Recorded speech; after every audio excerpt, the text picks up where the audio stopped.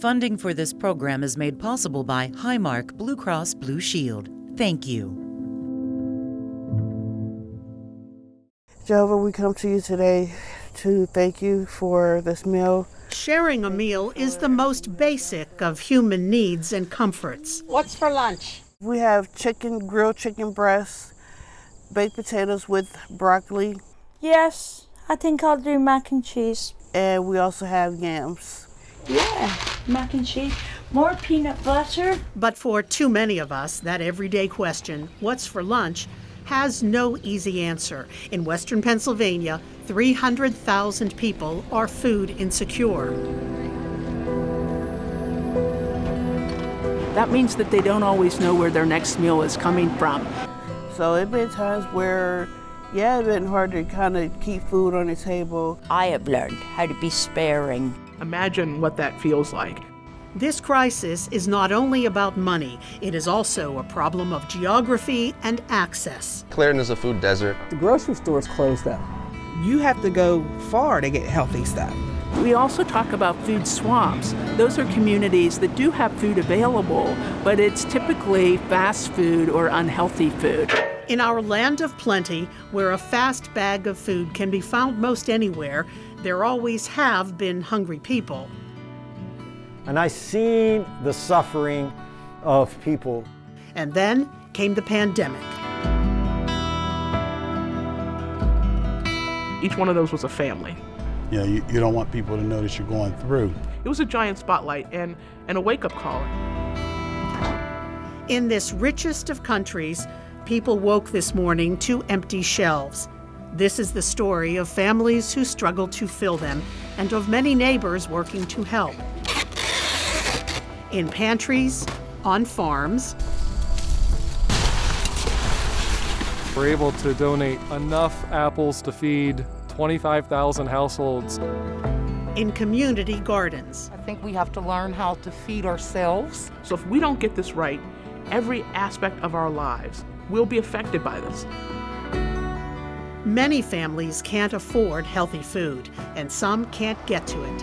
Food insecurity has reached a crisis. There are whole communities that are starved.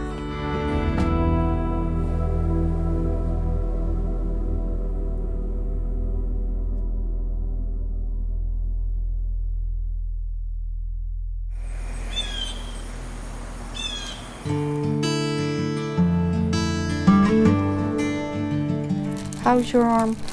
It's fine. So I can't hit it yet then? In a centuries-old log cabin in a quiet, leafy corner of Greene County, Marilyn and Billy Sisk are enjoying a late summer breeze and thinking about lunch. I would make a curry or maybe a soup. Whatever Marilyn decides to cook, she'll need some help filling the pantry. For the first time in their lives, the couple have found themselves food insecure, a bland euphemism for a serious problem that has cast a shadow of worry over their lives. They met over the internet, Billy in South Carolina and Marilyn in Great Britain. Married and back in the States, they both had jobs. Marilyn was a retail clerk and Billy a bricklayer. I like to do all these arches and circles and, you know, all the fancy work pretty much I like to do because it's like art to me. And then a jolt of bad luck.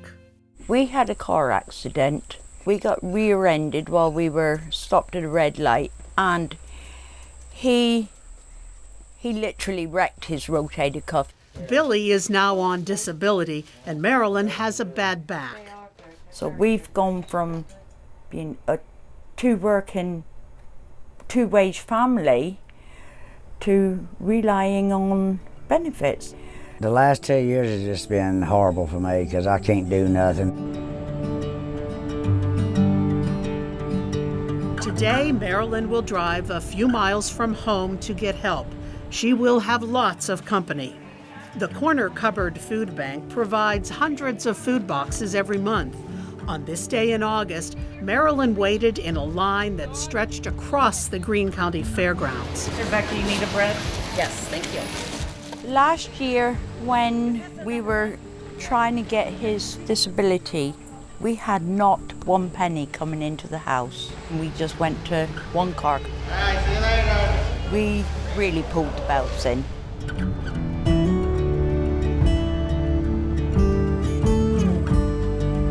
So how'd you get on?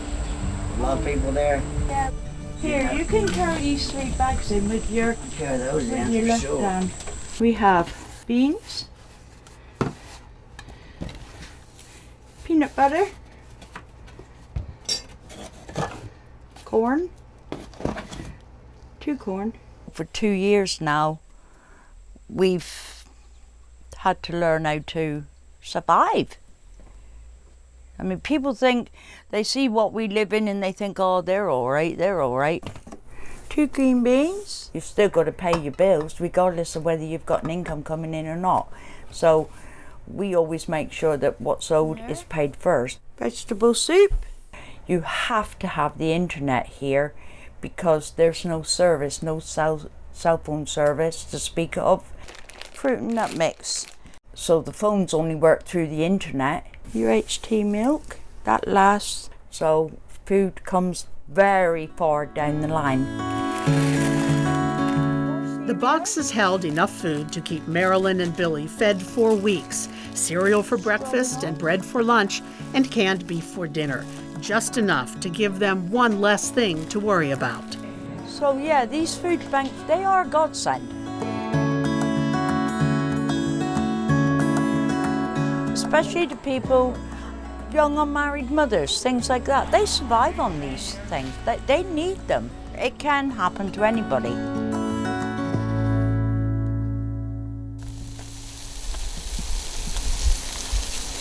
In a backyard in Glassport, the sound of chicken sizzling on the grill is mixing with the sound of drumming wafting up from the basement.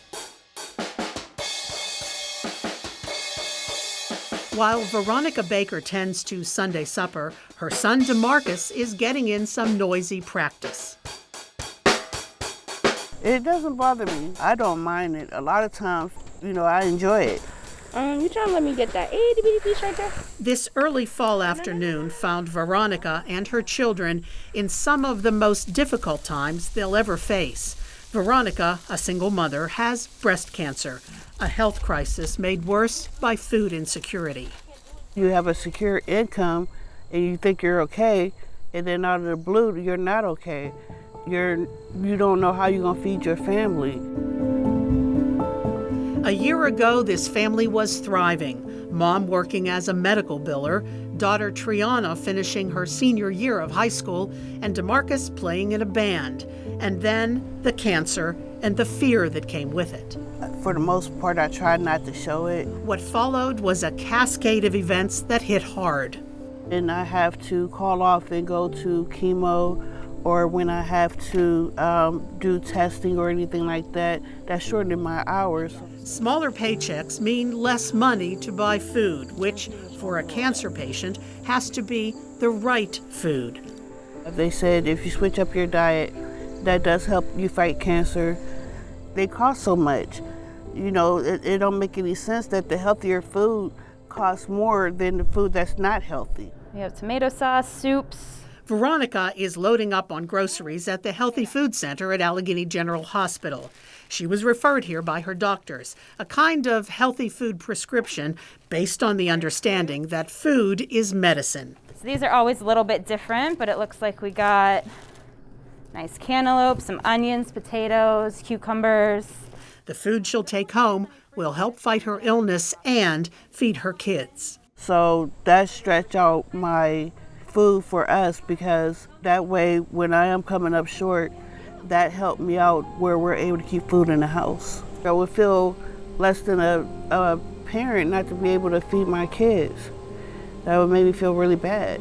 Kind of encourage them to just keep focused on their things that they have going on, and to just let them know that, I will be all right, I'm still fighting.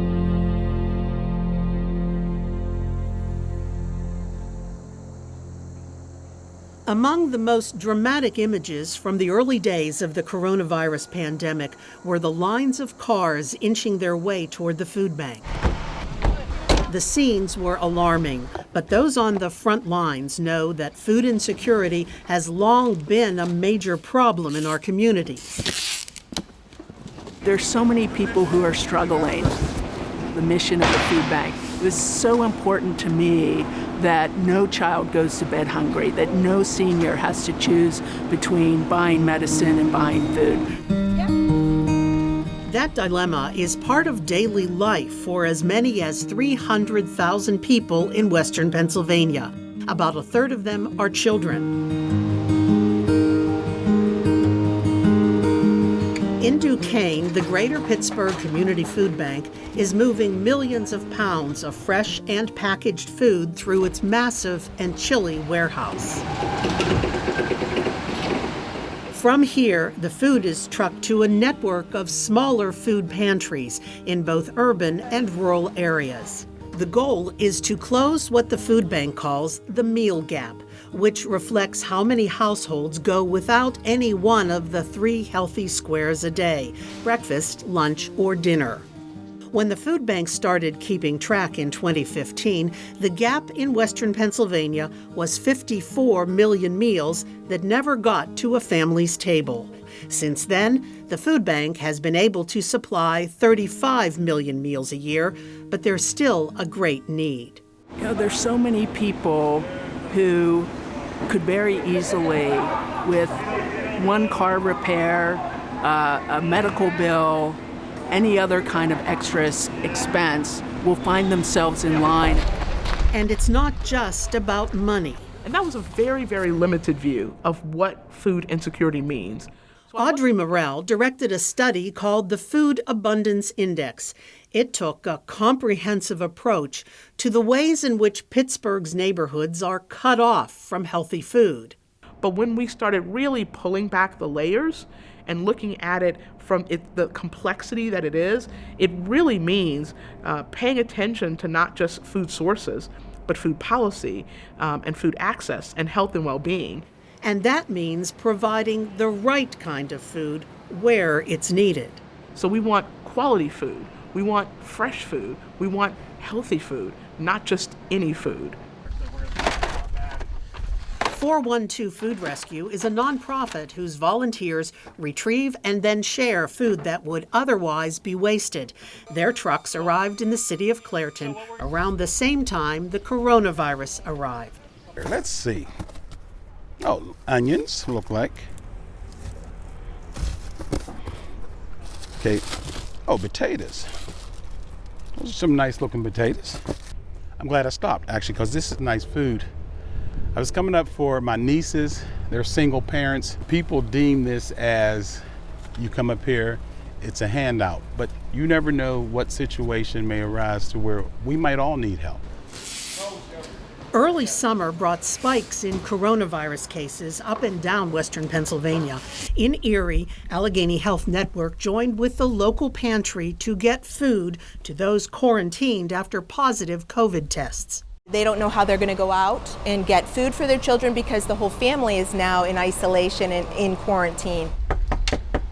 There's a lot of stress and anxiety about what's going on in the world, and it just helps give a little peace of mind to be able to feed somebody who's not able to get the food for themselves.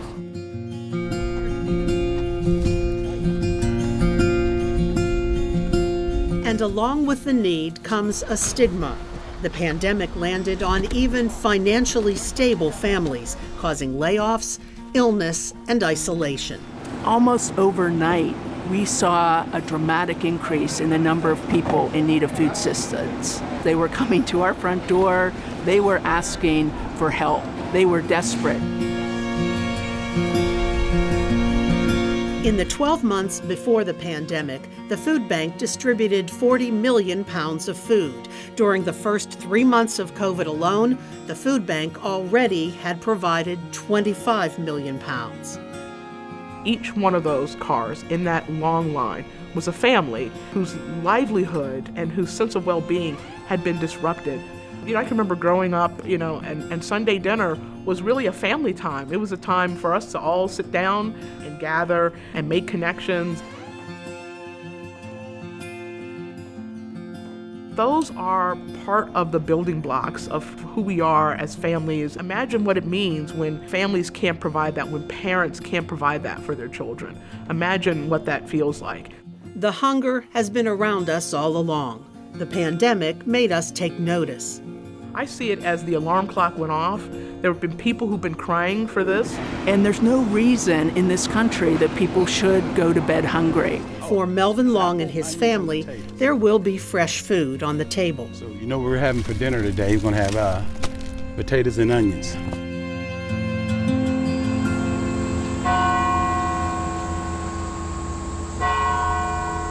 Clairton, Pennsylvania is a city with at least 18 churches, but not one full-service grocery store. And the business just wasn't here, so they closed up. Donna Hudson grew up here when Clairton was a bustling town with a busy steel plant and 20,000 residents, and just about every one of them could walk to a food store. We had Kroger, we had Food Mart, we had the A&P, we had Haynes Supermarket. All the stores up here was open. Everything that I ever needed was right up here on this main street. At one time, there were 8 grocery stores in town. As people moved out, so did the stores. The last one closed in 2004. I would say this is definitely a food desert. A food desert is a community that doesn't have a full-service grocery store. Well, food deserts are typically in lower income communities where a grocery store chain has decided it's not viable. Remove a grocery store from a community that's already struggling, and the residents will find themselves stranded. In Clairton, 28% of residents live at or below the poverty line. As many as 14% of residents don't own a vehicle. For them, the closest supermarket can be a jitney or bus ride away. And then how did you get everything back home? In both of my arms. 5 bags on each arm. Dalia has a car now and drives out of town to shop. But families without transportation rely on dollar stores, which are convenient and inexpensive, but lacking in healthy products. I'm not saying that dollar stores don't play a role, but they cannot be the primary or the only source of food in a community. They're often filled with highly processed food.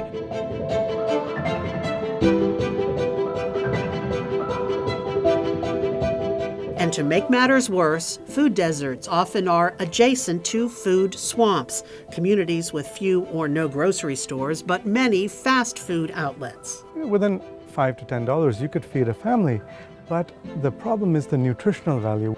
It may be filling, but it's not nutritionally filling. So the body itself is starving for micronutrients and macronutrients. Dr. Amit Bhargava treats patients with diabetes and other conditions related to poor diet.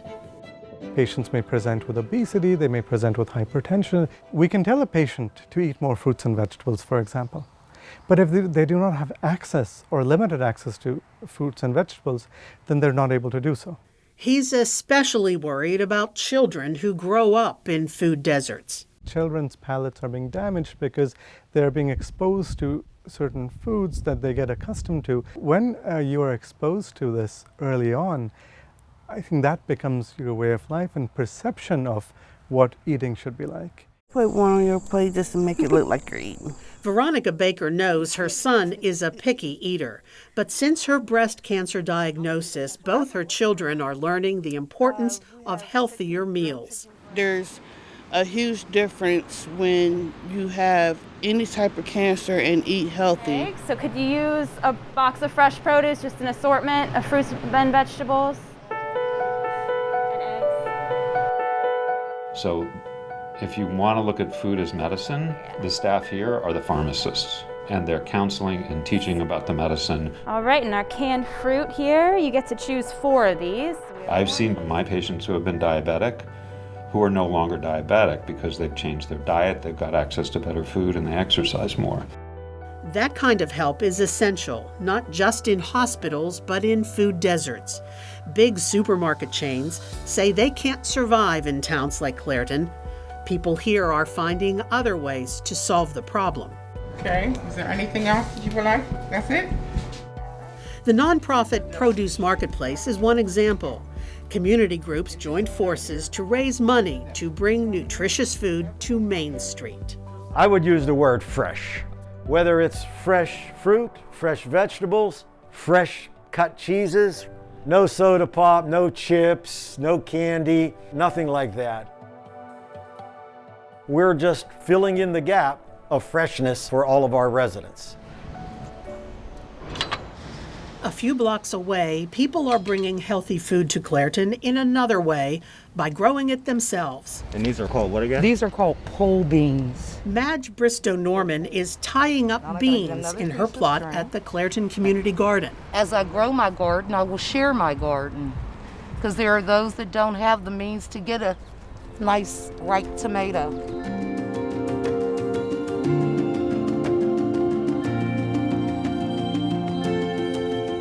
Small gardens like these have become part of the urban landscape. Some are tucked away in backyards.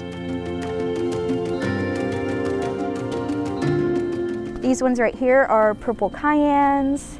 Every corner of Levante Allen's backyard in Pittsburgh's Homewood neighborhood is making food. You don't see a lot of gardens. You don't see a lot of greenery like this in this neighborhood. Gardening isn't as scary as people think. I definitely encourage it because it gives you a new freedom, a new sort of authority in your life where you're like, I can just go outside and get whatever I need for my family. Homewood has been without a grocery store for 25 years.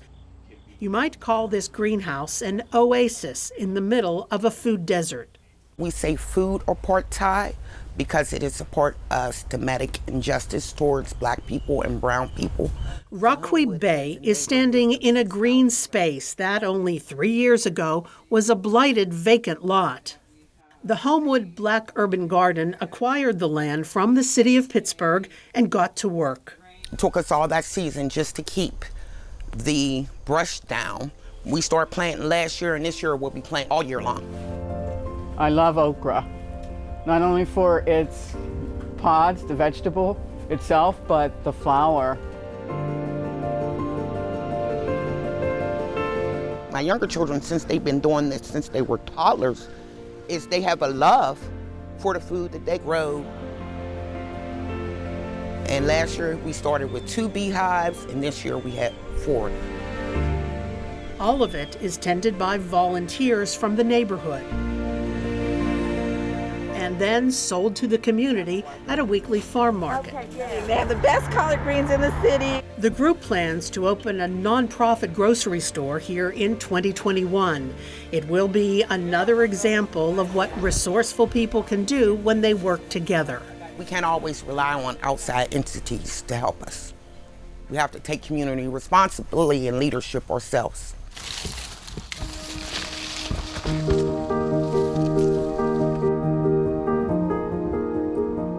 It's one of my favorite things to be able to walk through the orchard, especially in the evening time. The air is cool.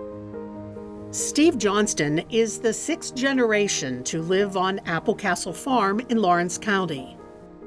My great-grandfather, my great-great-grandfather, my great-great-great-grandfather, they're able to have the same experiences of growing fruits and growing vegetables, providing them for our local community.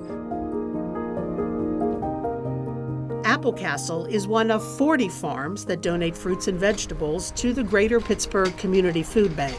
Sometimes because they produced more than they can sell, and sometimes it's they've produced products that are smaller than a retail venue would prefer. Apples, peaches, sweet corn, and other crops make their way from here to thousands of homes across western Pennsylvania. Even where I live, I'm in the middle of the country, and there's lots of food insecurity. Why do you think there are not more home gardens? It just takes so much time and effort. And we've just gradually moved away from growing our own produce. Farming in general is a very hard lifestyle. There's a lot of hours, there's a lot of demands on you. However, it is really rewarding to be part of agriculture, to be part of an industry that's able to help feed our country.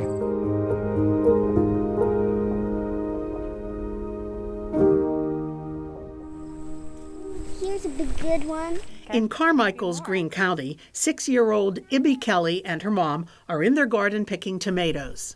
Do you want to check out tomatoes over here too? Found another. It's not just large farms that keep food pantries stocked with fresh produce. Smaller family gardens are helping too.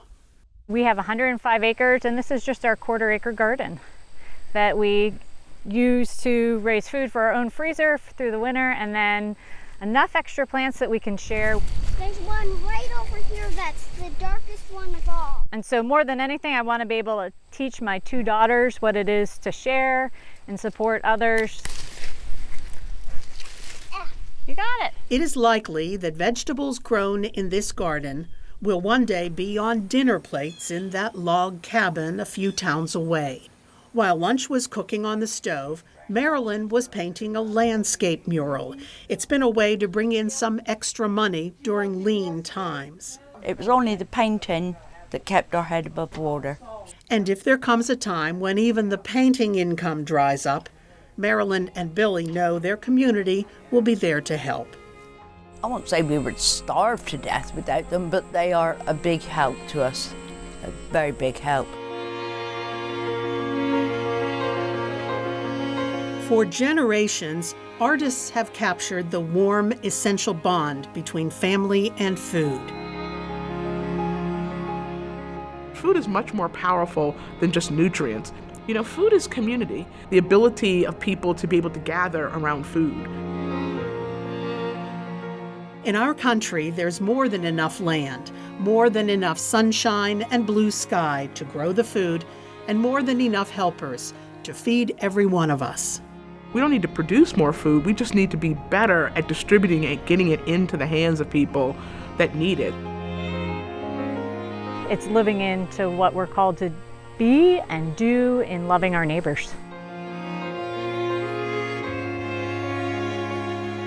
There's no reason for anyone to go hungry, especially our kids. It's not just feeding families, but it's helping families to thrive. So if we don't get this right, every aspect of our lives will be affected by this. But I have confidence we will get this right. Please continue looking after our family, protecting us. Amen.